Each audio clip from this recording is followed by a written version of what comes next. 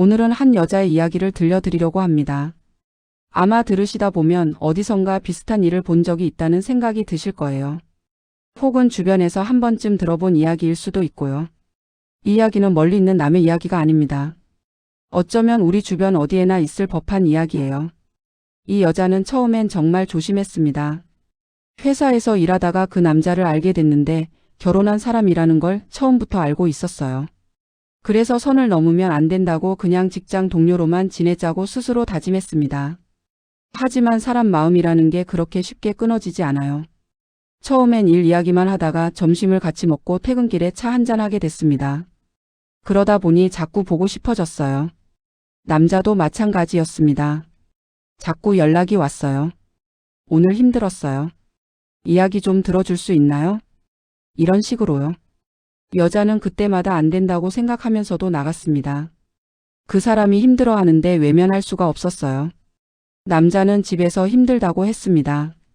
아내와는 이미 정이 떨어진 지 오래고 집에 가면 말도 안 하고 각방을 쓴다고 했어요. 사실 결혼 생활은 진작에 끝났습니다. 그냥 형식만 유지하고 있는 겁니다.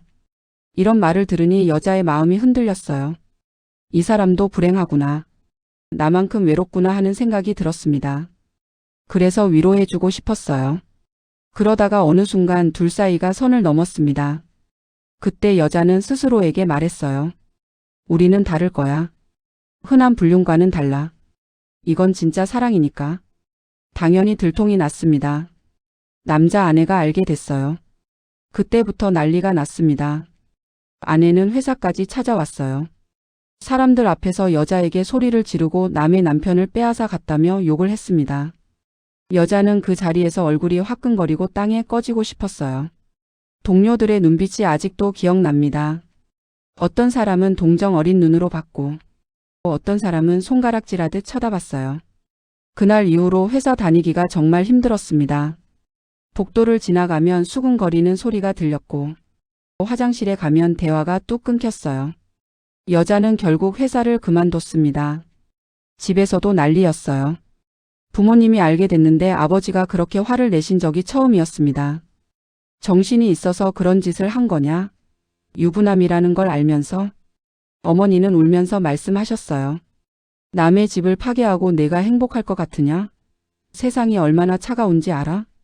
친구들도 하나둘 멀어졌습니다. 전화해도 받지 않고 만나자고 해도 핑계를 댔어요. 그렇게 여자는 외톨이가 됐습니다. 그런데 남자는 어땠을까요? 남자는 그저 미안합니다. 제가 잘못했어요. 이 말만 했어요. 정작 아내에게 가서 이혼하겠다는 말은 하지 못했습니다. 여자가 물었어요. 당신 정말 저와 결혼할 생각이 있는 겁니까? 그러면 남자는 그렇습니다. 시간을 좀 줘요. 아이들도 있고 복잡해서 하며 피했어요.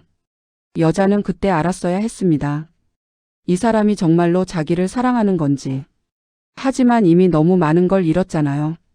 회사도 그만뒀고 친구도 잃었고 가족에게도 실망을 안겼어요. 여기서 포기하면 그냥 바보 같은 여자로 남는 거예요. 그래서 버텼습니다. 조금만 더 기다리면 된다고 그 사람이 해결할 거라고 믿었어요. 1년쯤 지났을 때입니다. 남자가 드디어 이혼했어요. 아내도 지쳤던 것 같습니다. 더 이상 붙잡지 않았어요.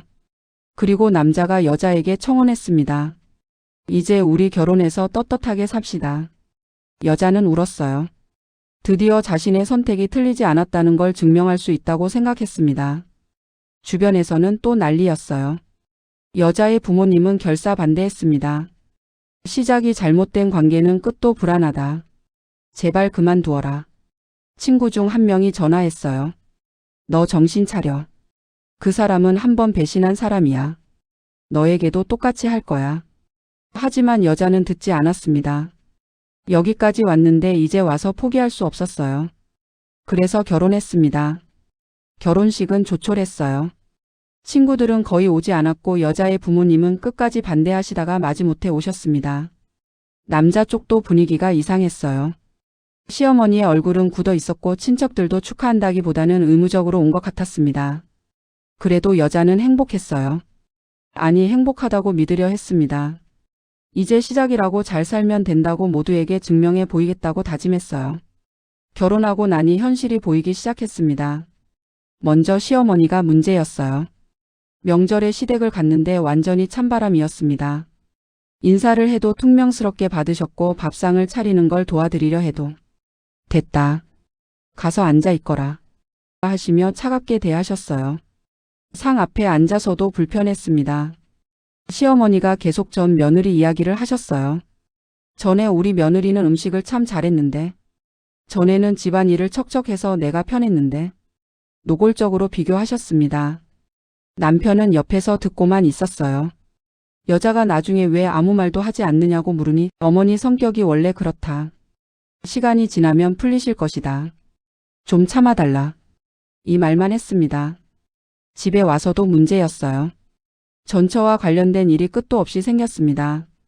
재산 분할이 복잡하게 꼬였고 아이 양육비 문제로 계속 연락이 왔어요. 남편은 전화가 오면 나가서 받았습니다. 응 그래. 알았어.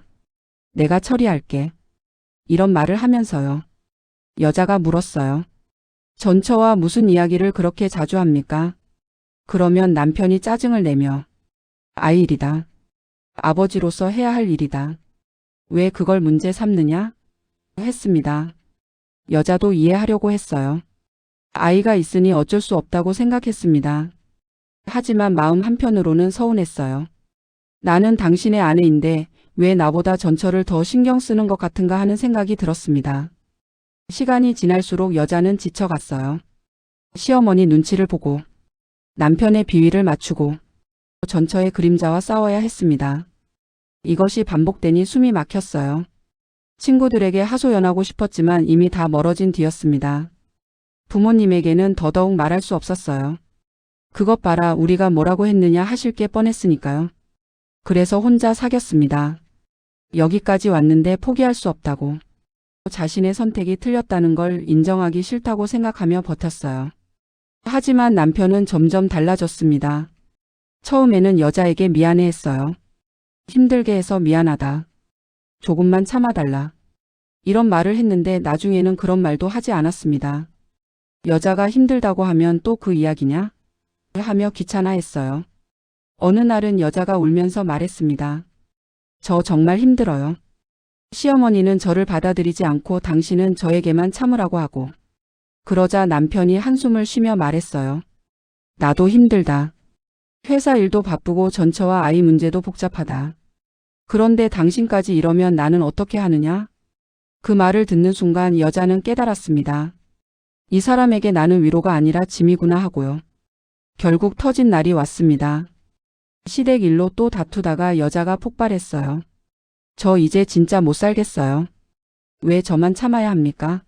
시어머니는 저에게 차갑고 당신은 중간에만 서고. 전처 일은 끝도 없고 저는 대체 무엇입니까? 저도 당신의 아내잖아요. 그때 남편이 지친 표정으로 말했습니다. 이렇게 끔찍한데 앞으로 몇십 년을 어떻게 삽니까? 여자는 그 자리에 얼어붙었어요. 끔찍하다고? 우리가 여기까지 오느라 얼마나 많은 걸 포기했는데? 내가 얼마나 참았는데 끔찍하다고? 그 순간 깨달았습니다. 이 사람은 처음부터 끝까지 버틸 생각이 없었다는 것을. 전처와 힘들어서 자기에게 왔고 이제 자기와 힘들어서 또 떠나려는 거였어요. 여자가 떨리는 목소리로 말했습니다. 당신, 항상 그랬잖아요. 힘들면 도망쳤잖아요. 전처와 힘들어서 저에게 왔고 이제 저와 힘들어서 또 떠나려는 겁니까? 남편은 아무 말이 없었습니다. 그냥 피곤하다는 얼굴로 소파에 앉아 있었어요. 그날 밤 여자는 혼자 울었습니다. 내가 무엇을 잘못한 걸까? 왜 나만 이렇게 힘든 걸까? 결국 이혼 조정까지 갔습니다. 그 자리에서 남편이 담담하게 말했어요. 우리 서로 힘드니 깔끔하게 정리합시다. 여자는 기가 막혔습니다. 깔끔하게? 내가 감당한 것이 얼마나 많은데? 불륜을 저질렀다고 손가락질을 받고 회사를 그만두고 친구를 잃고 부모님께 실망을 드렸어요. 결혼해서도 시어머니 눈치를 보고 전처의 그림자에 시달렸습니다. 이 모든 것을 감당하면서 살았는데 깔끔하게 정리하자고? 여자가 말했어요. 당신은 쉽게 말하시네요. 저는 2번이나 가정을 파괴한 여자로 남는 겁니다. 당신은 그냥 어쩔 수 없었다 하면 끝이겠지만 저는 평생 그 낙인을 찍히고 살아야 해요. 남편은 미안하다는 말도 하지 않았습니다. 그냥 우리 둘 다 힘들었다. 서로 탓하지 말자 하고만 말했어요. 여자의 부모님은 전화해서 말했습니다. 그래도 참고 살아라. 거기서 이혼하면 내 인생이 끝난다. 하지만 여자는 생각했어요. 참고 산다고 행복해질까? 이미 끝난 사랑을 붙잡고 사는 것이 의미가 있을까? 여기까지가 이 여자의 이야기입니다. 들으시면서 어떠셨나요? 많은 분들이 시작이 잘못됐으니 당연하다 하고 생각하실 겁니다. 맞아요. 그럴 수 있습니다. 하지만 가만히 들여다보면 이 여자만 잘못한 건 아니에요. 남자도 똑같이 잘못했습니다. 아내가 있으면서 다른 여자를 만났고 가정을 버렸고 힘들어지니 또 떠났어요. 그런데 왜 비난은 여자에게만 쏟아질까요? 세상이 그렇습니다. 똑같이 잘못해도 여자에게 더 가혹해요. 그리고 이 여자가 왜 그렇게 참았는지 아세요? 자신의 선택이 틀렸다는 것을 인정하기 싫었기 때문입니다. 주변에서 다 말렸잖아요. 그러니 이제 와서 포기하면 그것 봐라, 우리 말이 맞았다 하는 소리를 들을 게 뻔했어요. 그것이 제일 두려웠습니다. 그래서 불행해도 버텼어요. 하지만 버티는 것이 사랑은 아닙니다. 버티는 것은 두려움이에요. 혼자가 될까봐 틀렸다고 인정하기 싫어서 버티는 겁니다. 진짜 사랑은 그런 게 아니에요. 함께 있는 것이 편하고 서로를 존중하고 행복한 게 사랑입니다. 이 두 사람은 사랑이 아니었어요. 처음부터 서로의 외로움을 채우기 위한 도피였던 겁니다. 여자는 외로워서 그 사람을 붙잡았고 남자는 집에서 도망치고 싶어서 여자를 만났어요. 그게 사랑처럼 느껴졌던 거예요. 혹시 지금 비슷한 고민을 하시는 분이 계신가요? 그렇다면 한 번 더 생각해 보세요. 이것이 정말 사랑인지 아니면 외로움인지. 그리고 이 선택의 무게를 평생 짊어지고 갈 수 있는지. 시작이 잘못된 관계는 정말 힘듭니다. 사랑이라고 믿어도 세상은 그렇게 봐주지 않아요. 주변의 시선, 가족의 냉대, 스스로에 대한 의심. 이것이 평생 따라다닙니다. 그리고 한번 힘들다고 떠난 사람은 또 힘들면 또 떠나요. 이 남자처럼요. 오늘 이야기가 무겁게 느껴지셨을 수도 있습니다. 하지만 이런 이야기는 우리 주변에 생각보다 많아요.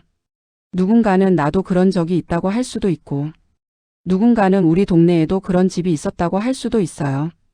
남의 일 같지 않은 이야기입니다. 오늘 이야기가 조금이라도 생각할 거리를 드렸다면 그것만으로 충분해요. 다음에 또 다른 이야기로 찾아뵙겠습니다. 감사합니다.